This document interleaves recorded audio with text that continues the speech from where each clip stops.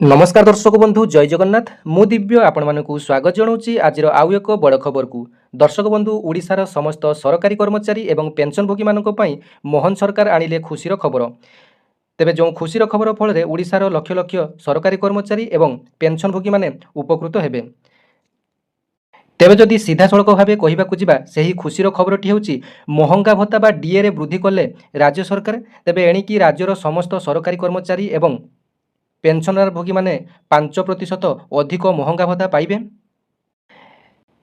तेबे आसंतु संपूर्ण खबरटी कौन रही जाने आपण मानकर केबेठारु एही डीएटी वृद्धि घटिबो बा पिछला भाव में केबेठारु लागू हेबो, केबे आपण मानकर एही डीए टंकाटी मिलिबो, केते प्रतिशत आपण मानकर डीएटी बढ़िला, आगकू आउ बढ़िबो कि नाही। कारण 7th पे कमिशनर कार्यकाल आसंता काली अर्थात डिसेम्बर 31 2025 शेष होगा जाउची। वर्तमान आपण माने जो डीएटी पाउचंती ताहा 7th पे बा सप्तम वेतन आयोग कमिशनर सप्तम वेतन कमिशनर आयोगर पे स्केल अनुसार आपण माने टंका पाउचंती। तेबे आसंता काली यार कार्यकाल शेष होगा जाउची।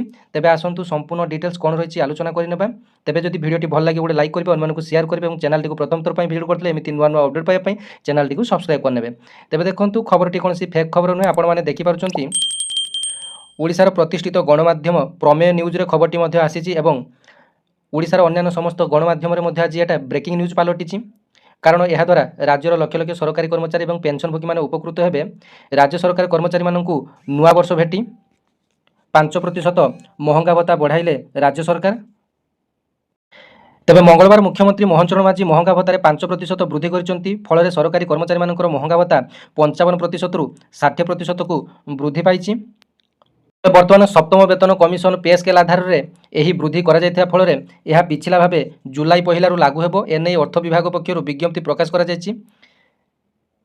तेबे सद्य वृद्धि को मिसाई चलित वर्ष 3 थर राज्य सरकार कर्मचारी मानकर डीए रे 10% वृद्धि करा जायछि। यह पूर्व मुख्यमंत्री मोहन चरण माझी दीपावली रे सरकारी कर्मचारी मानकर महंगा भत्तार 3% वृद्धि करथिले। सेहि भली चलित वर्ष एप्रिल मास रे मध्य डीए रे वृद्धि करा जायतिला। तेबे चलित वर्ष 3 थर रे एही डीए रे वृद्धि करा जायछि, जहा फल राज्य सरकार समस्त कर्मचारी माने उपकृत होई परिबे। देखंतु राज्यर समस्त कर्मचारी माने एवं पेंशनभोगी माने वर्तमान 55% डीए बा महंगा भत्ता पाउचंती। तेबे 5% वृद्धि घटिले वर्तमान से माने 60% अर्थात 60% महंगा भत्ता पाइबे, जहाँकि वर्तमान सेंट्रल गवर्नमेंट एम्प्लॉई एवं पेंशनर भोगी माने मध्य 60% महंगा भत्ता पाउनाहांती। सेमानकर वर्तमान 58% बा 58% रे महंगा भत्ता चली। किंतु ओडिशार सरकार आपण मानक पई खुशीर खबर आनिचंती जे 5% महंगा भत्ता वृद्धि करी 60% रे आपण मानकर स्थिर करा जायछि। तेबे आसंता काली 7th पे कमिशन बा सप्तम वेतन आयोगर कमिशनर कार्यकाल शेष होउछि। या परे आपण मानकर आ महंगा भत्ता वृद्धि हेबार संभावना नाही। तेबे 8 पे कमिशन टी आपण मानकर 2026 जनवरी 1 आपण मानकर लागू हेबो, पिछला भाबरे लागू हेबो आपण मानक पई। किंतु एही अष्टम वेतन कमिशन कार्यकारी हेबा पई 2027 मध्यभाग होई जिवो। तेबे पिछला भाबरे 2026 जनवरी 1 रु आपण मानक पई लागू करा जिवो।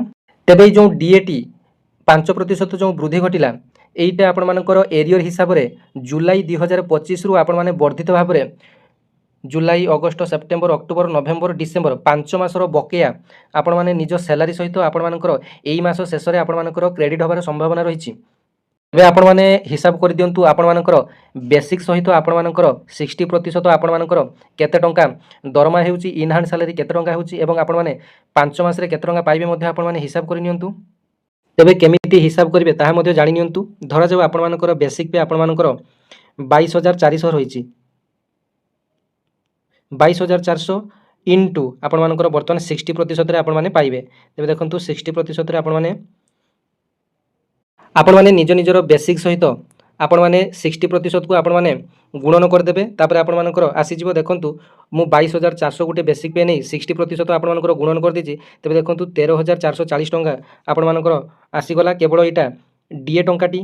तेबे देखंतु जदि आमे जुक्त करिबा 22,400 सहित 22,400 तेबे देखंतु आपण मानकर इन हैंड सैलरी आपण मानकर 35,840 टंका आसी गला। किंतु जदि आपण मानकर 5% जेहेतु वृद्धि होइछि, जदि आपण माने 5% देखिया पई चाहंती तेबे देखंतु आपण माने कोन करिवे ନା ଆପଣମାନେ ସେହି 22,400 ଆପଣମାନଙ୍କର ଯେତେ ବେସିକ୍ ପେଟି ଥିବ ଇଣ୍ଟୁ ଆପଣମାନେ କ'ଣ କରିବେ ନା ଆପଣମାନଙ୍କର ବଢ଼ିଛି କେତେ ପ୍ରତିଶତ ନା 5%। ଆପଣମାନେ କ'ଣ କରିବେ ନା 5% ଆପଣମାନଙ୍କର କେତେ ଟଙ୍କା ବଢ଼ିଲା ନା 1120 ଟଙ୍କା। ଆପଣମାନେ ଏମିତି ନିଜ ନିଜର ବେସିକ୍ ପେ ସହିତ ଆପଣମାନଙ୍କର 5%ଟିକୁ ଆପଣମାନେ ଗୁଣନ କରିନେବେ। ତାପରେ ଆପଣମାନଙ୍କର କେତେ ଟଙ୍କା ବୃଦ୍ଧି ହେଲା ଆପଣମାନେ ଜାଣିପାରିବେ। ତେବେ ଦେଖନ୍ତୁ ମୋର ବେସିକ୍ ପେଟି 22,400 ରହିଛି। ମୁଁ ବର୍ତ୍ତମାନ 5% ଯଦି ହିସାବ କରୁଛି ତେବେ ଦେଖନ୍ତୁ 5 ମାସର ଆପଣମାନଙ୍କର July, August, September, October, November, December 6 ମାସର ଆପଣମାନଙ୍କୁ ଏରିୟର ହିସାବରେ ମିଳିବ। ତେବେ ଦେଖନ୍ତୁ 1120 ଇଣ୍ଟୁ ଆପଣମାନଙ୍କର 6, ତେବେ ଦେଖନ୍ତୁ ମୋତେ ମିଳିବ 6,720 ଟଙ୍କା। ତେବେ ଏମିତି ଭାବରେ ଆପଣମାନେ ନିଜ ନିଜର ଡିଏଟିକୁ କାଲକୁଲେସନ୍ କରିନିଅନ୍ତୁ। ତେବେ ଯଦି ଭିଡ଼ିଓଟି ଭଲ ଲାଗିଥିବ ଅନ୍ୟମାନଙ୍କୁ ସେୟାର କରିବେ। ଧନ୍ୟବାଦ। ଜୟ ଜଗନ୍ନାଥ।